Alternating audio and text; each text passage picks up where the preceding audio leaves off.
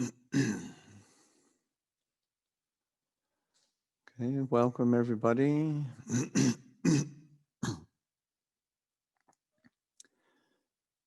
We have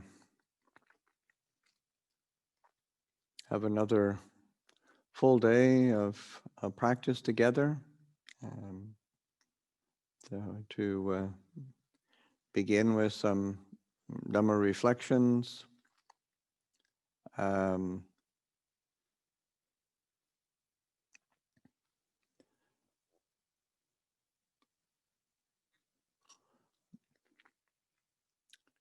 was thinking I would address, there was a couple questions about, actually a few, about mindfulness of breathing. So I thought I would pick up that theme of mindfulness of breathing to for people to pursue.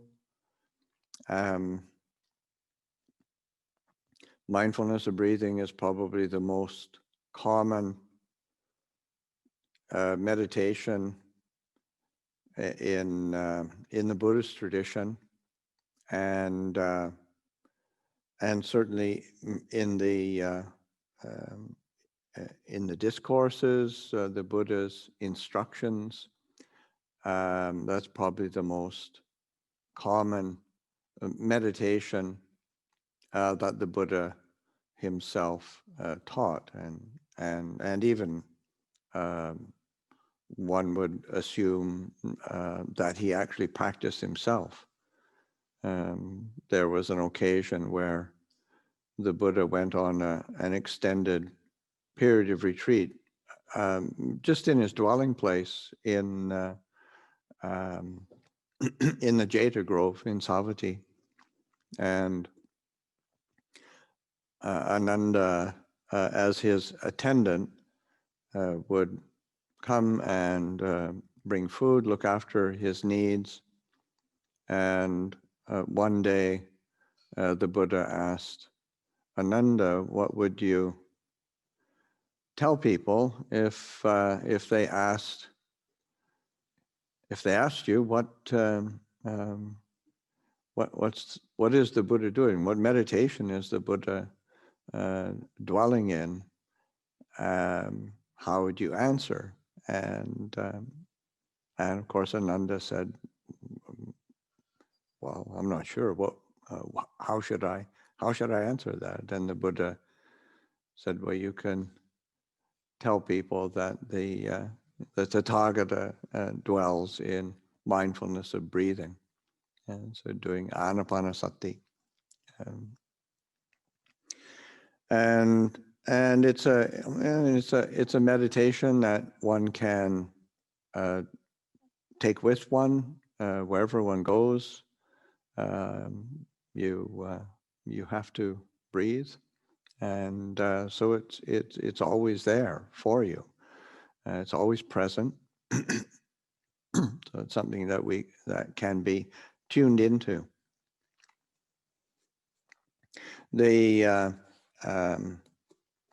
Remember one time Ajahn Chah being asked by a layperson what to do,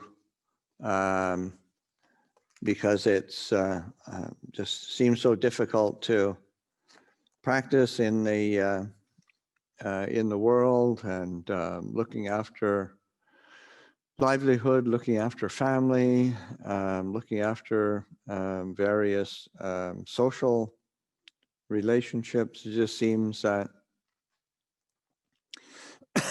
I don't have enough time to meditate. And Ajahn Chah asked him, "Do you have enough time to breathe?" And of course, he said, "Well, yeah, okay." He said, "Then you've got enough time to meditate. I mean, you've got, your meditation is your breath, and part of it is the breath is always there, so one can be directing attention to that. But also, when one sees the importance of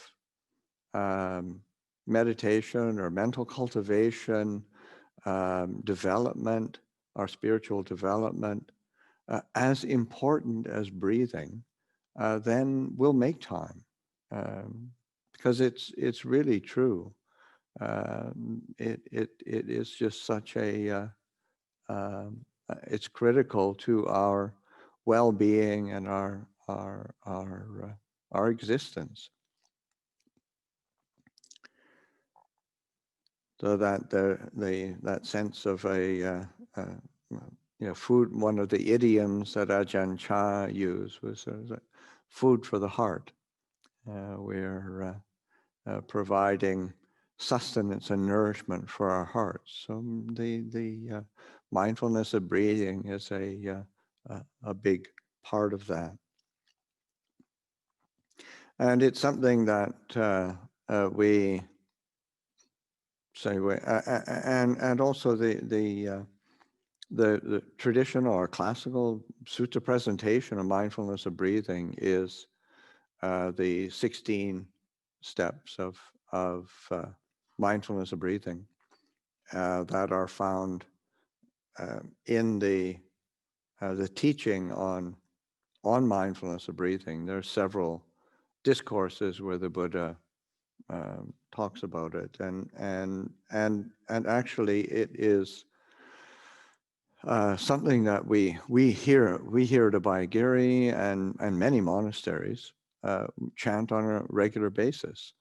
So it's familiar to us. We chant it, we recollect it, and it comes to mind pretty consistently.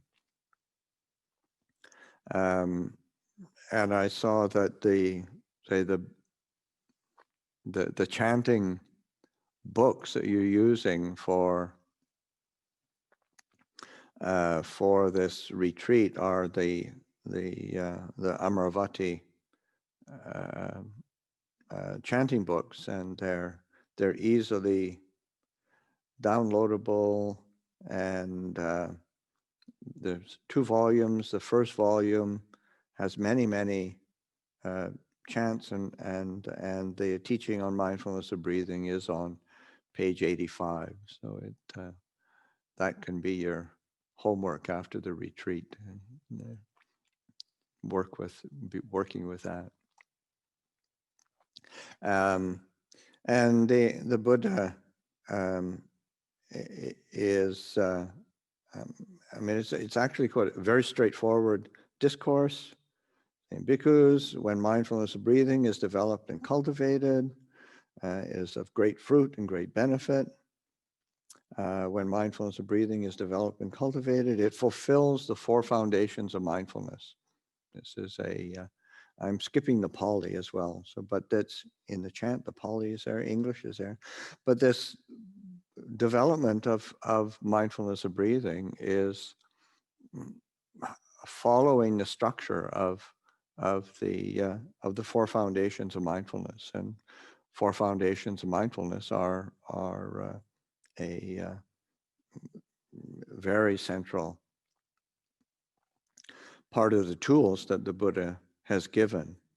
And when the 4 foundations of mindfulness are developed and cultivated, they fulfill the 7 factors of awakening. And those 7 aspects of training the mind that lead to awakening, enlightenment. When the 7 factors of awakening are developed and cultivated, they fulfill true knowledge and deliverance.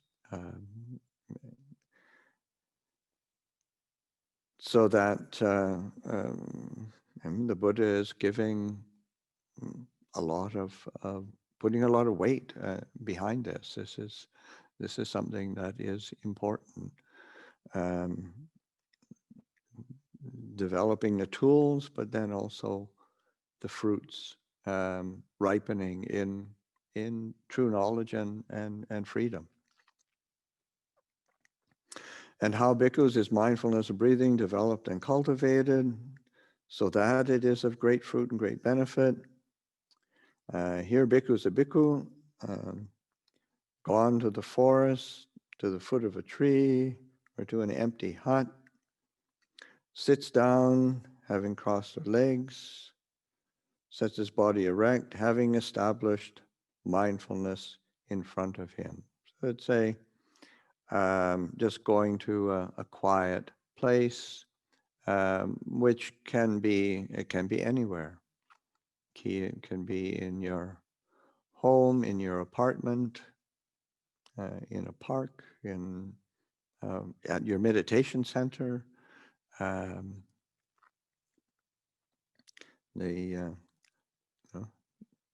course, at your local monastery. Of course, with COVID, there's a lot of distancing and separation, but so we still have our homes, still have our places, and so then the sense of sitting and comfortably, however, can be a chair, can be sitting down, crossing one's legs, or however one sits, so that it is comfortable, but that setting the body erect, a lot of that is just not slumping and collapsing in on oneself. When the body is upright, the mind is more upright. Having established mindfulness in front of him, and of course all these, because his discourse was given to the monks, and the genders are in the male gender, but these are practitioners, whoever, male, female, or whatever spectrum. But that sense of having established mindfulness in front, this sense of, and it can be wherever it feels comfortable. Tip of the nose, around the area of the throat, the chest, the abdomen, just somewhere where it is comfortable, and is somewhat recognizable, and then ever mindful, breathes in, mindful breathes out. And then it goes into this is now the beginning of so establishing mindfulness with the rhythm of the breath, wherever, however one is experiencing it. Now this begins the actual, the 16 steps, and the first is the breathing, and then it's divided according to the four foundations of mindfulness. So that this we call four tetrads. So that 4 in the section on the body, 4 in the section on feeling, 4 in the section on mind, 4 on the section of the mind objects or phenomena, the dhammas.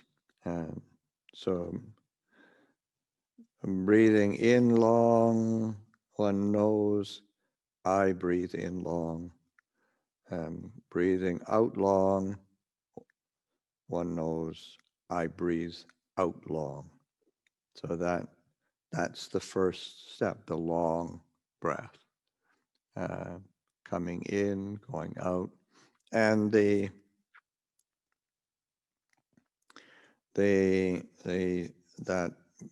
verb that is knows or knowing, I breathe in, one knows, I breathe in long, one knows I breathe out long. The verb is pajanati. So it's like a clear knowing. And pajanati is the verb. When it goes to the noun form, the word is panya. So panya is in wisdom or discernment.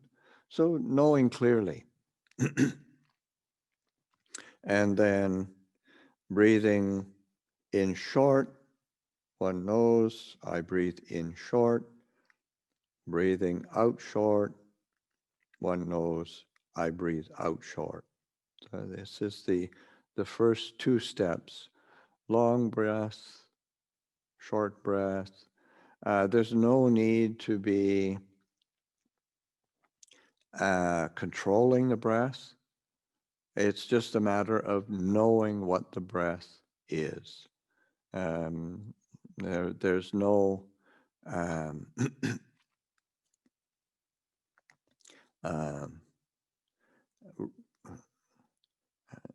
I say no right or wrong way to breathe, and sort of like, oh, you got too many long breaths in there. You're doing it all wrong. You should have a few short ones just for. It's not the case at all. It's whatever whatever the body is comfortable with, whatever the body is feeling attuned to, and this is just being able to settle into the rhythm of the breath, and then knowing clearly when one is breathing in long, when one is breathing in short, it's whatever. And it can, however it is, sometimes you take a long in breath and then it's just this, just a bit of, it's a short out breath. It's just however the body's responding. So that in that, and the how do you say, the most important thing is the knowing. The next step in the section on the body is and now all the rest of the 14 stages, the verb changes in terms of the duty or the approach. The verb changes, and say those first two steps were pajanati, knowing. All the rest of these, the operative verb is sikati, which means training thus, training, learning, educating oneself. I mean, there's some Thai speakers who are here, and it's the word sikha is the Pali. The word in Thai for study in Sanskrit is suksa, and the Thais just use that for, that's study. Like to be a student is to, that's what you do as a student, is suksa. So that we're learning, we're training, and that's how we learn, is through this training. So we're studying our experiences as we breathe in and as we breathe out. And then, so this is still in the framework of in the section on the body. Training thus, I shall breathe in, experiencing the whole body. Training thus, I shall breathe out, experiencing the whole body. And so this taking the whole body as a foundation for this aspect, what we're learning from, what we're studying, what we're what we're training. And so that how do I inhabit my body? And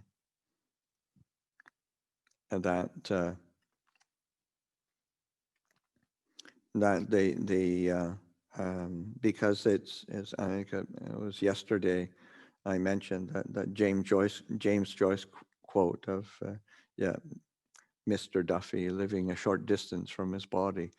That's a very common experience for people who are living in busy societies, gone through years, if not decades, of formal education and livelihood, and it takes emphasis up into the head, and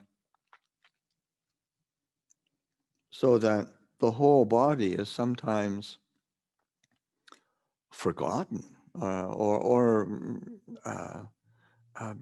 miss out on.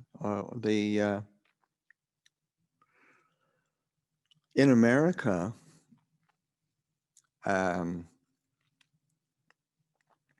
it's very interesting, and apparently, I don't know.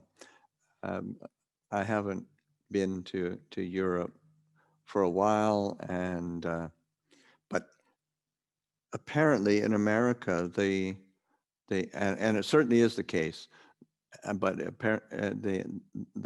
like a pedestrian crosswalks, when you have the stick figure that turns green and it's like go and sort of walk. I mean, that figure is bent over, their head is just sort of out there, and they're going, and that's kind of what it's like in certainly for most people. I mean, I have heard that Europe they're a little bit more upright and sort of body centered, but certainly in North America, then that head's really going out there and leading the way, so that the whole body. How do we inhabit this whole body? How do we just not get so caught up in our heads that we forget that there's something below the neck down there, something, and that's it's not an uncommon experience. So just that experiencing the whole body, learning how to take awareness, and experiencing is the word that is used the verb that is used for that is patisangveti, and how Ajahn just translates it as sensitive to, which is a nice translation, experiencing, good translation, because the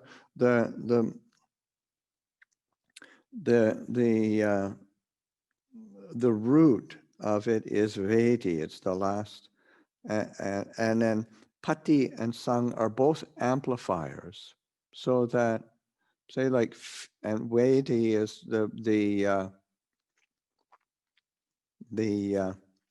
same root as vedana in feeling, so that feeling, sensitive to, or feeling fully. So feeling fully the whole body, sensitive to, experiencing, present for the whole body. Breathing in, present to, sensitive to, as I breathe out. So that's a helpful anchor for our practice, grounding our practice in the bodily experience. Our minds are, can be all over the place, but they just because it's corporeal, it's physical, it's material, so it has some gravity to it, holding it down. I mean, our minds can flit all over the place, but our just gravity helps to hold us here. And that's helpful. So that sensitive to bringing our experience into the body as we breathe in, as we breathe out. The last step in the section on the body is, say, training. Thus, I shall breathe in, tranquilizing the bodily formations. I shall breathe out, training thus, I shall breathe out, tranquilizing the bodily formations. Ajahn Jeff translates it as calming, which I actually prefer. I mean, I'm just reading from our chanting book. That's that sense of pasambayang. It's in the same as in the same word as the in the enlightenment factors of passaddhi, tranquilizing, tranquility, but the calming. It has a say a mental, physical element. So settling, calming, making tranquil. So it's and the bodily formations are. I mean, it's just slightly different than what the say when the whole body is sambhagaya, so whole body, and the bodily formations are kaya sankhara. And in the discourses, when the Buddha said the bodily formation, the body conditioners, that is the in and out breathing. So that the one is calming the body and using the breath as a way of calming the body. So that one is settling, calming, making tranquil the whole bodily processes, and of course that's the body itself. So that is a something that one is using the body as a vehicle for settling, for calming, for making tranquil, and that and it's an exercise, training, that sikkati. One's training with this, and when we train and we're learning. I mean, sometimes, I mean, it's just the same as any other kind of training or learning. Sometimes we're successful and sometimes we're not. But it's in the doing that we learn. And then sometimes when we're training, sometimes it's easy, sometimes it's difficult. But we keep coming back to the training, working with the breath, working with the body, and working with this whole, say, Ānāpānasati, the mindfulness of breathing. But as we do it, we do keep learning. Well, what works? What doesn't work? What's helpful? What's not helpful? What is feels really supportive, and what seems to be a bit of a dead end. And then sometimes, when, in the same way, when we are learning something or training in something, some things which feel completely hopeless and difficult, after a while, they start to that becomes easy. It's just the nature of training. It's the nature of learning. It's the nature of doing so. That with mindfulness of breathing, it is not that the say one sits down and then pays attention to the breath, and then everything becomes completely clear.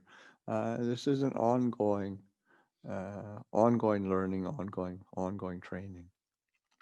The next section, the next tetrad, is the tetrad on feeling, on the Vedana section, if one lines it up with the four foundations of mindfulness.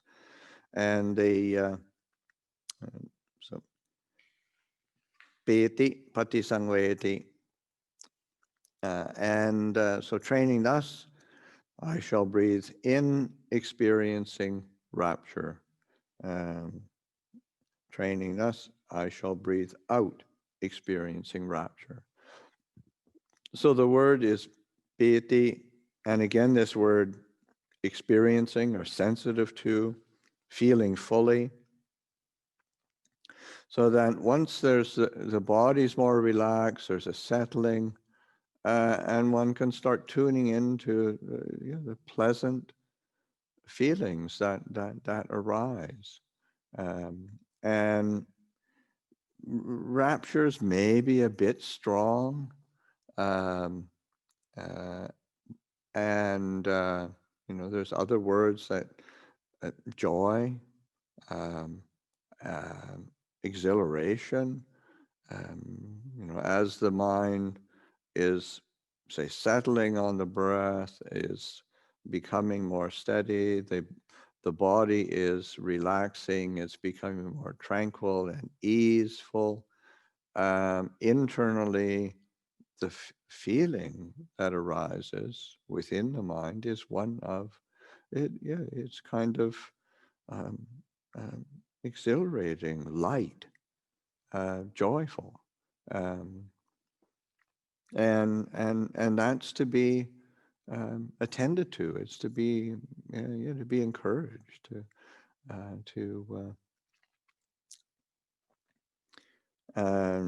to be open to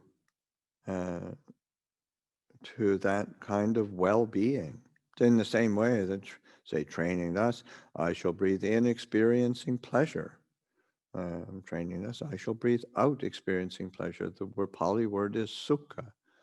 So that piti, joy, tends to be a bit more, say, mind-oriented, a bit more of a mental event. The sukha, happiness, pleasure, it's a bit more within the body, a bit more of a bodily experience, and that's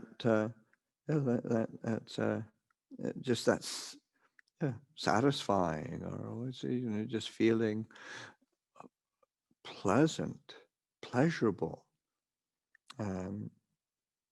Sometimes, and for some people, like meditation doesn't seem very pleasurable. Why would you make yourself sit there and do nothing? I mean, good grief. But that the opportunity to settle and still and kind of deeply relax or make tranquil this whole body-mind process is very conducive to kind of joy and pleasure. There's very happy states of mind.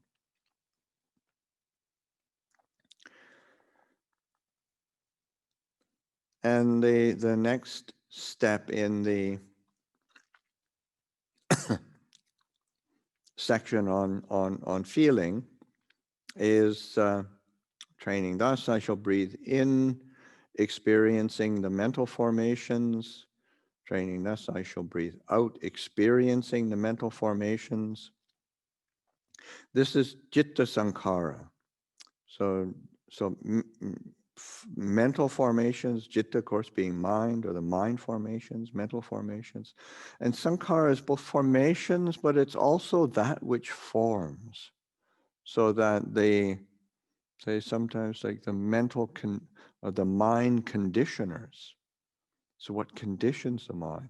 And this is why it's in this section on feeling, because what forms the mind, constructs the mind. Notice mental constructions, mental formations. What forms it, what constructs it, what conditions it is what the Buddha points to is feeling and perception. Those are in terms of like our the five khandhas, the aggregates of being, those the aspects of the mind, the fundamental to the mind. Every mental state has a feeling tone, pleasant, unpleasant, neutral, and has sanya. It has a perception, memory, association. This, because that's what this is a kind of a pre-thought process. This is not thinking. It's our perceiving, recognizing, associating, and then the feeling tone that we experience around that. So that's what, say, starts the ball rolling in the in the mind. So in order to understand the mind, we've got to understand its fundamental processes, its root processes. So this experiencing, sensitive to, being sensitive to, being able to feel fully these mental formations. This is feeling and perception, feeling and memory, feeling and association, seeing what is going. So it's like a deeper level of the mind, and because that's where the mind starts to move out from that point. And sometimes once it starts moving out, then it's like the train's left the station and you're left behind. That's a problem. So the getting to know that, and then also the last step in this section on feeling is training us. I shall breathe in, tranquilizing the mental formations. I shall breathe out, tranquilizing the mental formations, or calming the mental formations. So these same mental formations, when attends to that sense of calming, settling, making tranquil. Of course, it has to be done in full awareness, full recognition, so that one is, because the more clearly one sees or recognizes or experiences, then one is inclined to settle and calm rather than getting on the proliferation train, and that it's deeply settling. So that we're, but it's very fundamental processes. I mean, first section of the mindfulness of breathing is paying attention to the body. The next section, just paying attention to feeling. How do we feel? What is the tone and it's not sort of on the emotional level. It's just the basic feeling tone. pleasant, unpleasant, neutral. So then it goes into the next section, which is the section on mind, the citta. And again, this same verb, patisangveti, experiencing, sensitive to. So training thus, I shall breathe in, experiencing the mind. Training thus, I shall breathe out, experiencing the mind. So this is more like the mood of the mind, the content of the mind. And one, say, looking back at or referring back or thinking back to the Buddha's discourse on and his teachings on the 4 foundations of mindfulness, when he talks about mindfulness of the mind, it's just knowing the mind with greed as a mind with greed, knowing the mind without greed as a mind without greed. Sort of like the content, the mood. Mind with anger, as a mind with anger. This is a mind with anger. It's not sort of getting a commentary, go, oh, my mind with anger. It's no. This is what a mind with anger. This is what it's like. That's what the experience is. Without anger, with delusion, without delusion. The contracted mind as a contracted mind, expanded mind as expanded mind. Kind of the settled mind is a settled mind. The mind that's still entangled is an entangled mind. The mind that's released is a mind that's released. So it's just knowing that kind of the fundamental mood of the mind, state of the mind, and its basic kind of content. So that's the first step in using that. But once all through this whole cultivation, one is relying on the breath. That's the thread that comes through all of this training or all of this teaching, is that recognition, mindfulness of the in-breath, mindfulness of the out-breath. And that's a very settling, integrating quality that supports our exploration and our development and our learning and our training. So the next one is, say, training thus, I shall breathe in, gladdening the mind. Training thus, I shall breathe out, gladdening the mind.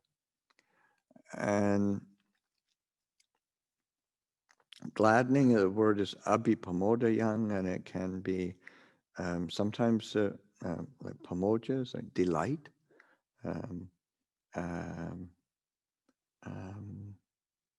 Ajahn Jeff translates it as satisfying the mind. So it's like with gladness, with delight, with well-being, and I think it's really helpful to see that this cultivation of, say, mindfulness of breathing and our whole practice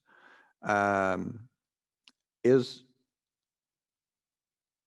integral to the whole practice, is the incorporating of joy, of pleasure, of gladdening. And it's not illegal to feel good and meditate, or meditate and feel good. I mean, it's really important, and to be able to, because it's such an integral part of the whole unfolding process of the Dhamma, because we can let go, we can relinquish, we can release much more readily from a place of well-being, rather than if we're closed, feeling put upon, feeling oppressed, feeling closed in. That's not conducive to this path of practice. It's like that aspect of letting go or release is really such an integral part of the whole training and cultivation and practice. It's like Ajahn Chah's a very well-known saying: if you let go a little, you'll get a little peace. If you let go a lot, you'll get a lot of peace. If you let go completely, you'll get complete peace. And that's what I say. Is that letting go is this ongoing unfolding. So this sense of gladdening the mind is important. We can direct attention to themes or thoughts or perceptions that facilitate this sense of gladdening, that sense of satisfying the mind. That's part of the practice or training. The next one is samadhahang cittang. Training thus, I shall breathe in, concentrating the mind. So the word samadhi is there, concentrating the mind. Training thus, I shall breathe out, concentrating the mind. I'm not so keen on the word concentrating. People tend to, as soon as you try to concentrate your mind, you tend to get really tense. But maybe settling the mind, making the mind stable, making the mind firm, firming up the mind, I breathe in, firming up the mind, I breathe in. However, but that sense of settling, calming, making firm, firmly establishing, that's for our it's for our growth and well-being. The next one is training thus, I shall breathe in, liberating the mind. Training thus, I shall breathe out, liberating the mind. That vimochayang, liberating, releasing. And this doesn't necessarily mean complete and final liberation or release. This is being willing to even release a little bit. I mean, we're usually so what'll happen if I give up my divine? Oh dear. So just being willing to release our habits, release our attachments, release our identity, identification with things. It's I mean, again, that's another avenue to sort of pleasurable. It's very satisfying. So these are all I mean, it's important to sort of say, I'm just thinking of it now, this is not a 1 to 16 program. This is a 16 step that you can pick up at any point, at whatever access point one wants or needs, or however many you find useful. It's a mix and match. It's all there for us to develop as completely as we want in whatever way we do, but it's also you don't want to overwhelm yourself, but it's the Buddha has given us this incredible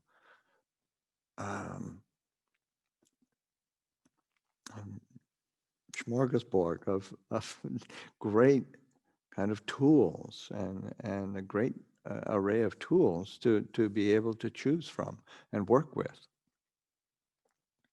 So that releasing the mind, and that's that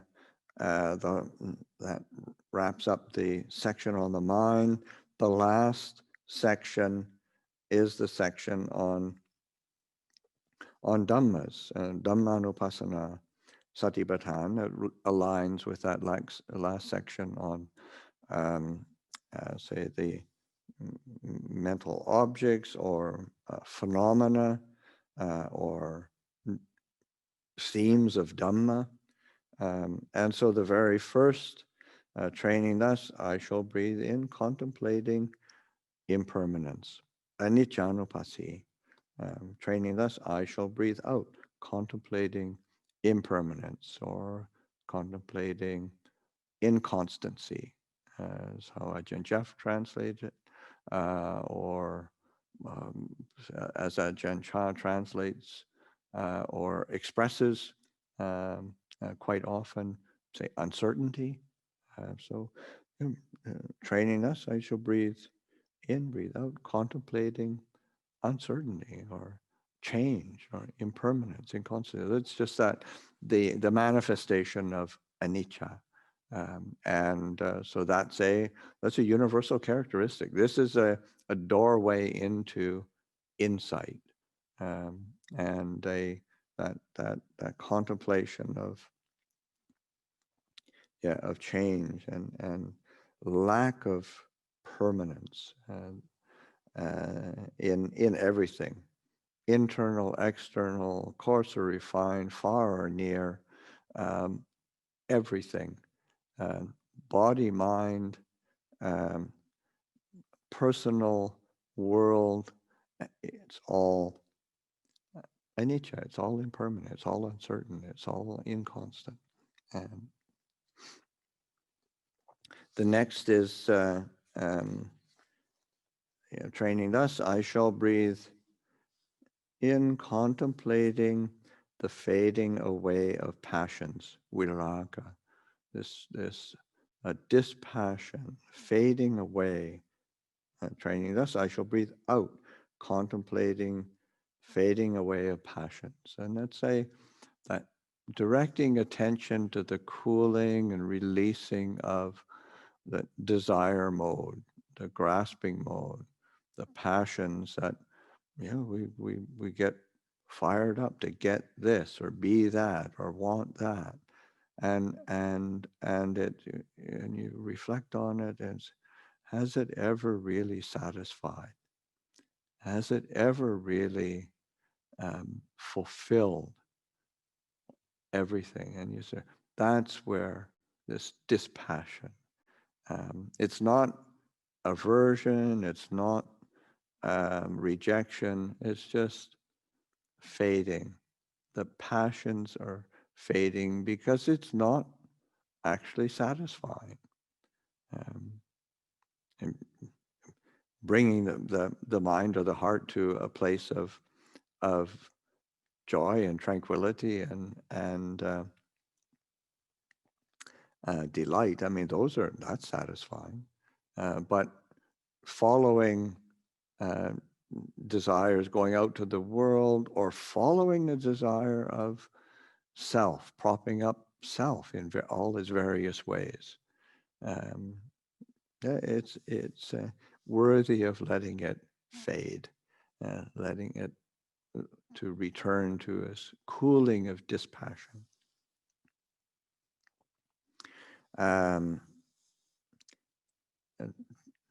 Training, thus I shall breathe in, contemplating cessation. The word is nirodha. Training, thus I shall breathe out, contemplating cessation. Contemplating the ending of things. The mind is attracted to beginnings. We can get really excited about new things. Okay, and even just on a really microcosmic level, just with mindfulness of breathing, it's like, why is the in-breath more interesting than the out-breath? Why does attention tend to fade or get distracted on the out-breath? I mean, it's just, it's kind of how it works. Because we tend to turn away from cessation or ending. And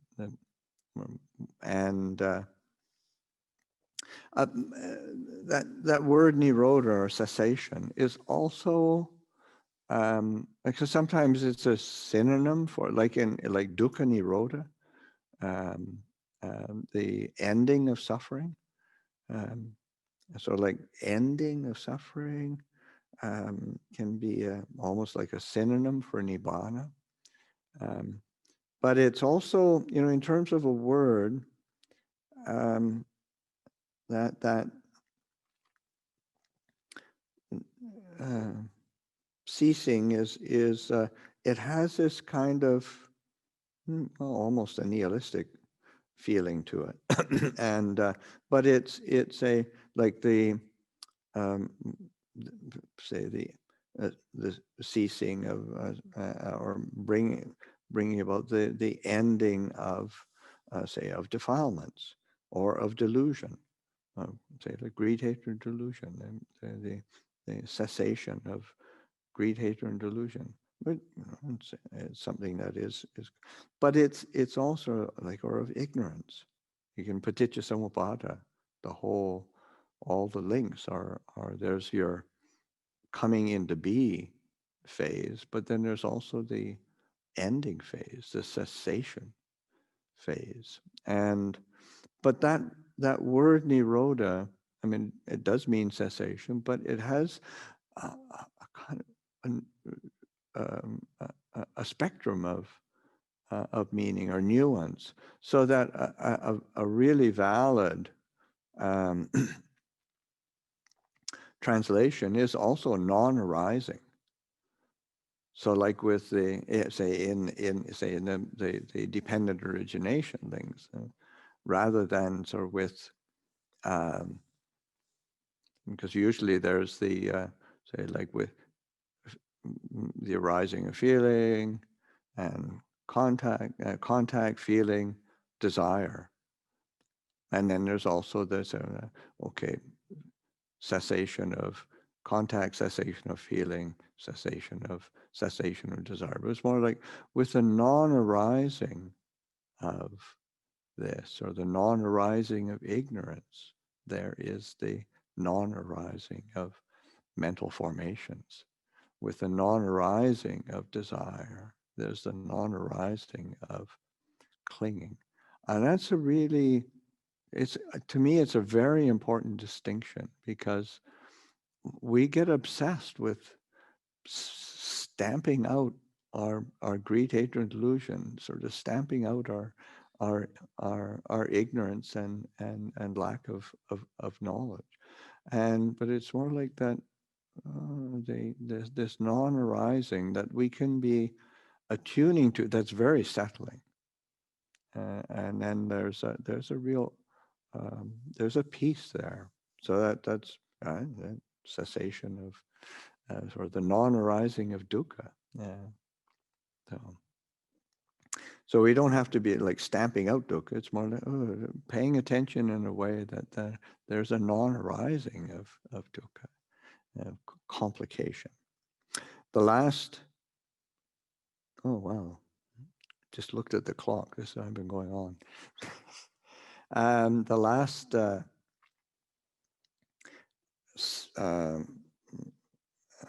step in the whole Ānāpānasati Sutta is training thus, I shall breathe in, contemplating relinquishment. Training thus, I shall breathe out, contemplating relinquishment.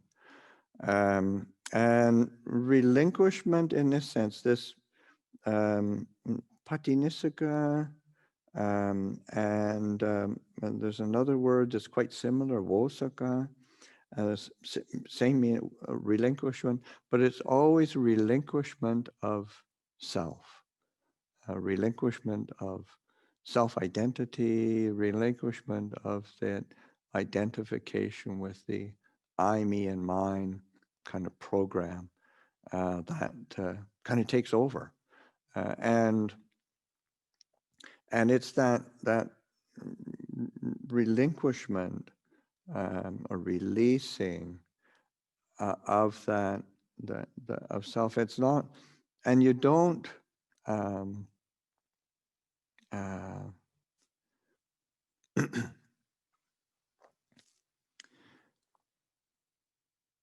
It's the relinquishment is the relinquishing of a misapprehension, misperception, misunderstanding, as opposed to relinquishing of some kind of solid I, me, and mine, or some sort of solid self, because that is the whole point of that non-self teaching of the Buddhas is not a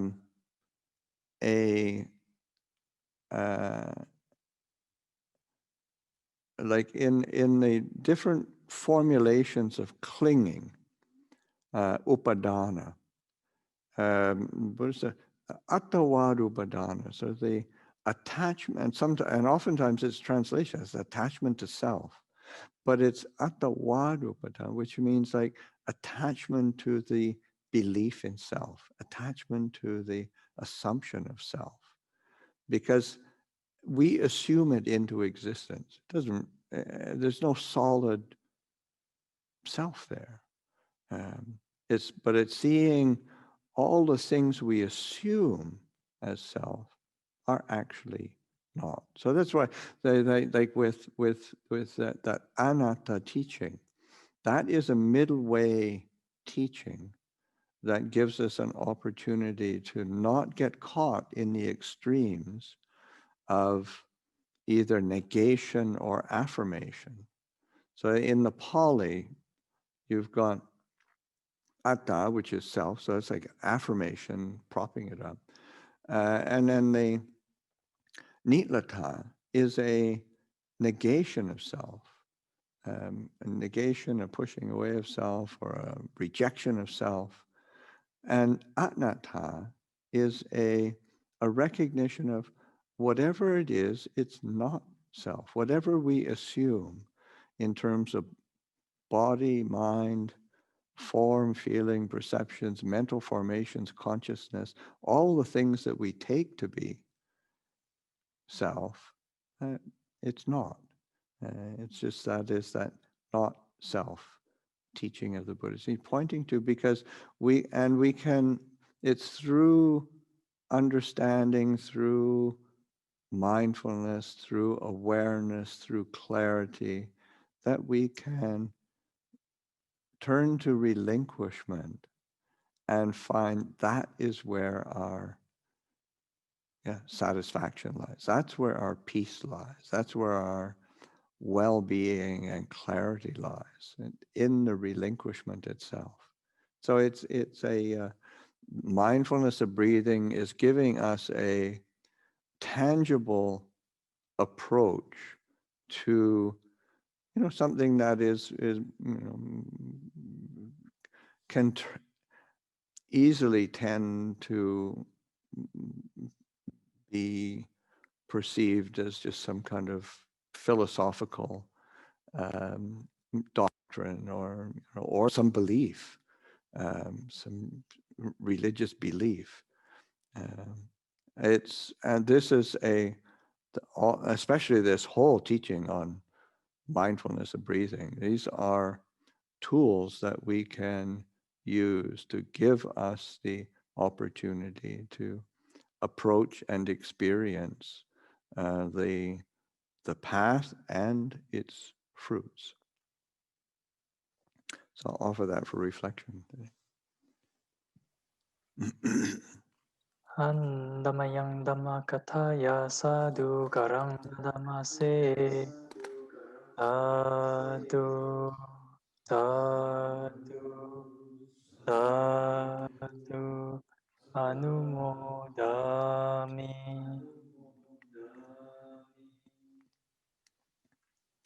Okay,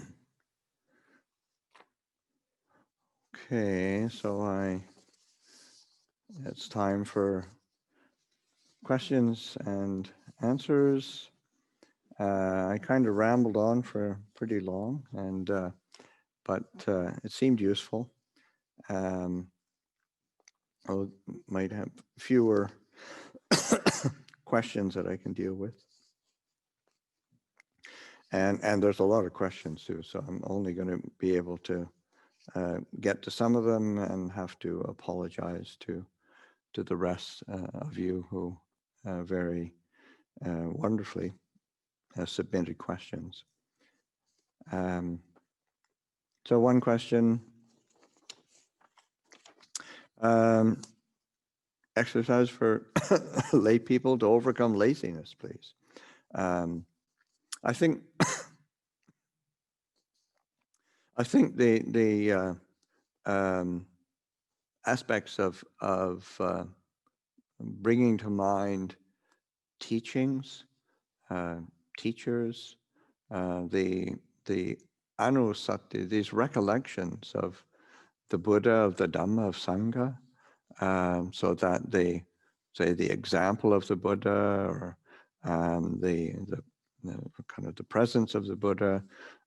These are themes that sort of inspire, or of the teachings that sort of resonate with one, that give one a sense of confidence, or give one a sense of uplift. That's a great way of say overcoming laziness. That recollection of the say practitioners that are have practiced. When we look at the biographies of different practitioners, when you look at say the other biographies of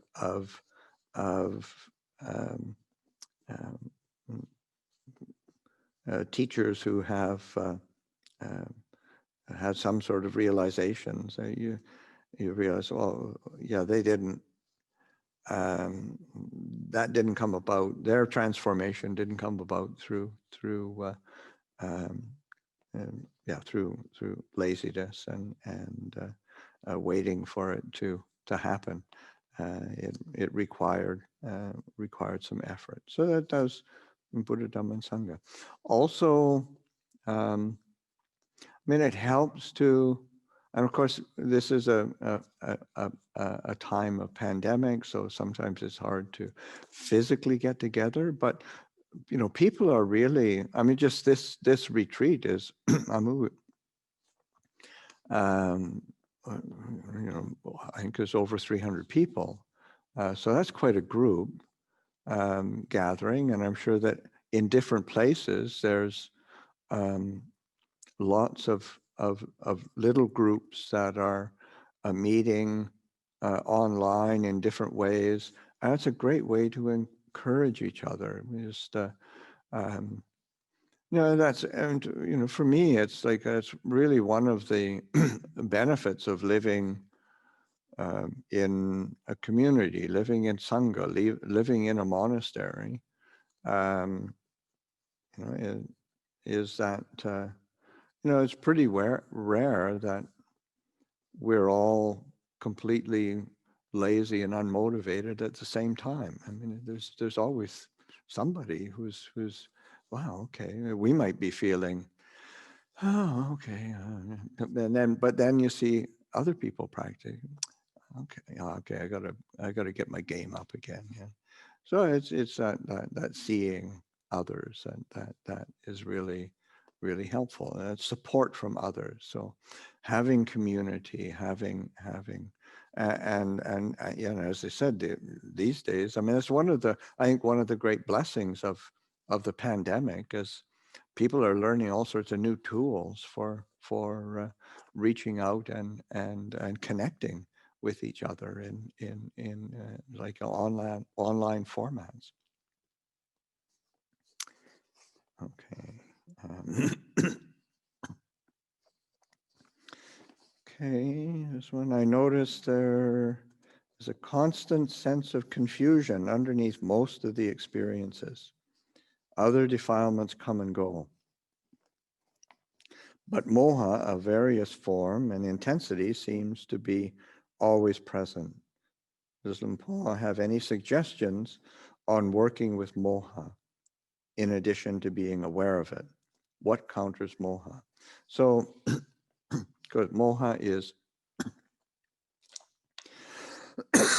excuse me, delusion, not knowing, not seeing clearly. And I mean, it's a root, a defilement, lobha, dosa, moha, greed, hatred, delusion. So it's a, and the Buddha himself pointed to moha as the most, say, destructive and difficult, because the deluded mind will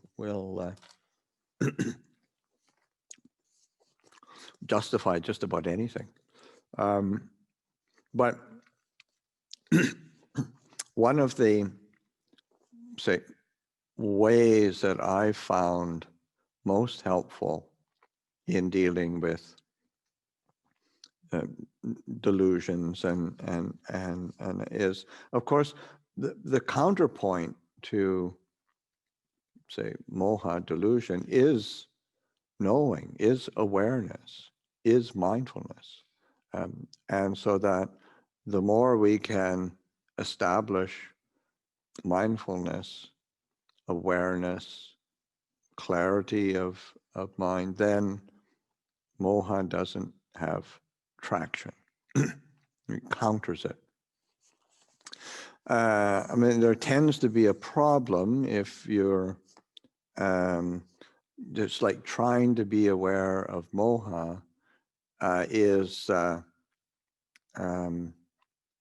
it's a good way to get entangled or caught because it's, the mind is, it's like Ajahn Chah says, it's like, the mind is a liar and a cheat. I mean, it's just, that's what it does. So we have to be wary of the mind. And so mindfulness of the body is to me is a really, really helpful, really effective way of, because then you've got something tangible to build or hang that mindfulness around. Excuse me.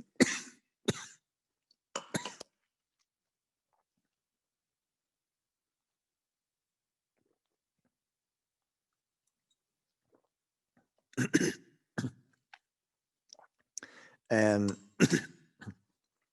when we have, say, the body as a, in all sorts of different ways, whether it's just the feeling of the body, the feeling of the breast, postures, movement, kind of an embodied awareness, then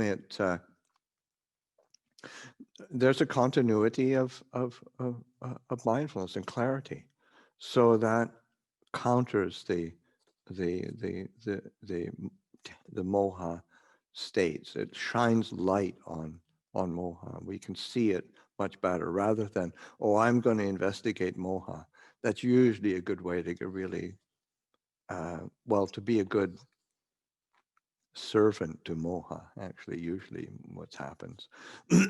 So it's you have to come at it kind of from the side in order to see it. So the body is a really good foundation.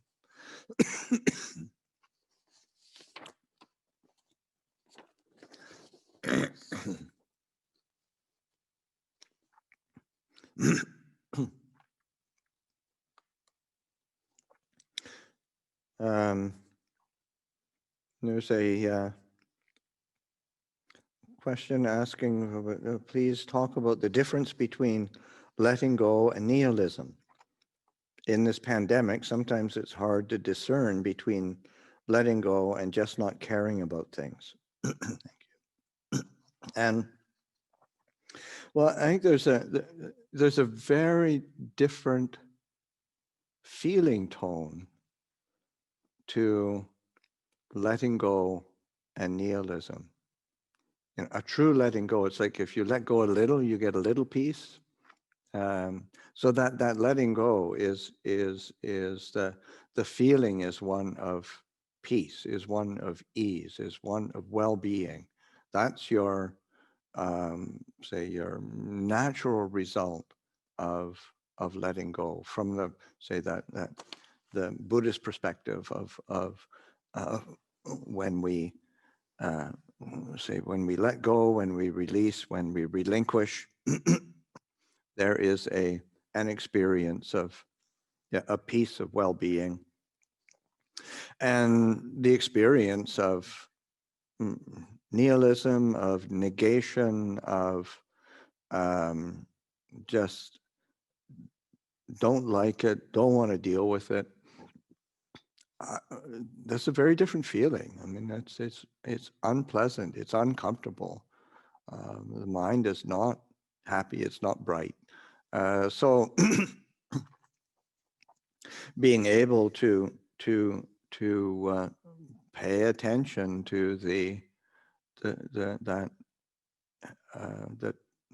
mood, the feeling tone, the result of what we can label letting go, but the feeling is actually telling you what it is. And so because you know, we can be pretty clever sometimes in couching our defilements with Dhamma explanations. I mean, there's a very long tradition of that, dating back to the time of the Buddha. So that's we have to be alert to that.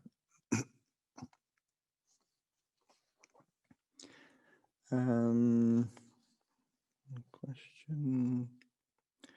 Can you please speak to the difference in beginning metta meditation with self as opposed to beginning with an external object or person?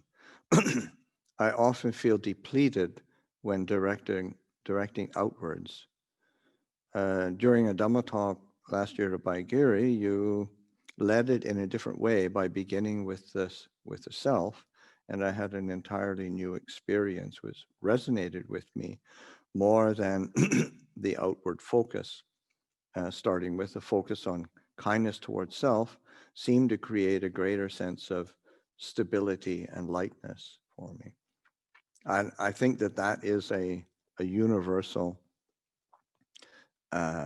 experience, and the the traditional forms of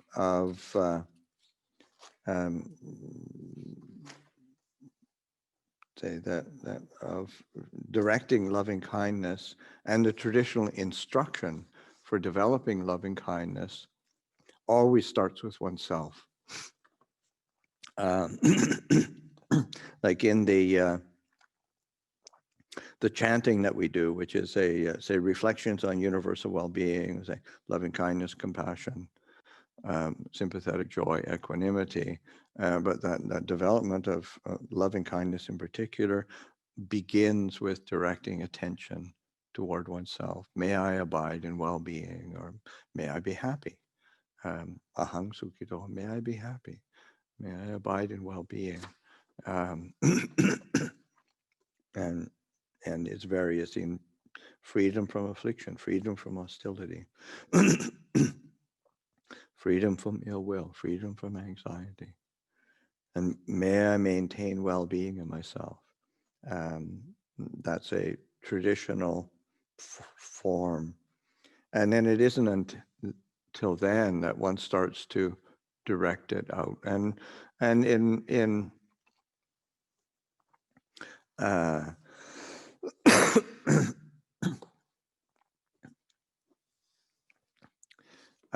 teachers who use the um, um, um,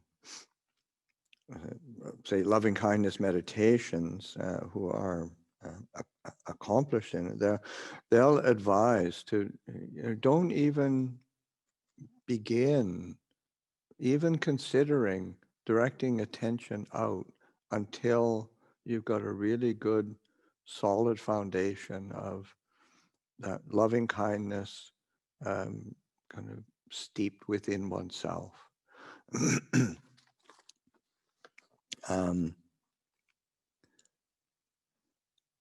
It's like, yeah, you've got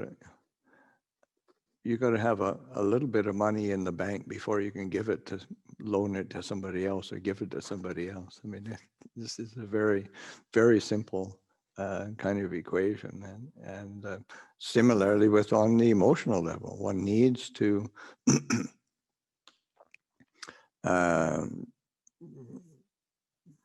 care for oneself, because we can get depleted. When we look around the world and our people close to us, near to us, family, friends, society, world in general, it's kind of endless. So we can be, we can make it a very tiring in trying to have care and kindness and loving feelings toward, if we don't have a solid base. And one of the images that I found very helpful with the cultivation of metta meditation, loving kindness meditation, is that it's beginning with, of course, it's an emotion, it's a heart feeling, the sense of the heart softening and opening and expanding with loving kindness and care. And it's like having we begin, it's like a small vessel, a small bowl that we start to fill up. But then as we get a bit more adept, a bit stronger in our cultivation, that bowl, that vessel can get bigger. The feeling in the heart can expand, but it has that container of the heart, or of this vessel. And this is the base, this is the foundation. And then as we expand it, it becomes stable and solid. And we start to think in terms of to include others, rather than it going out to go and deliver your loving kindness parcels around. You're inviting people into that sphere, or that container of loving kindness, and it can get bigger and it can grow and become more encompassing. But the base is always here in the heart. So that's a way of working with it. Maybe one more question.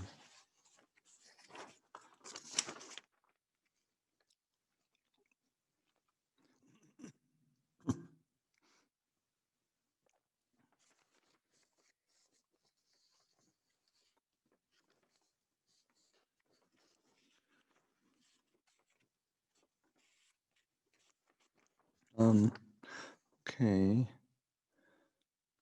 Greetings, Luang Por. Very grateful for your teaching and guidance. My question is, how does one live in harmony with others who hold different views and have different understanding about things? And how does one live in harmony with oneself when facing challenges? Thank you for your kind teaching. Well,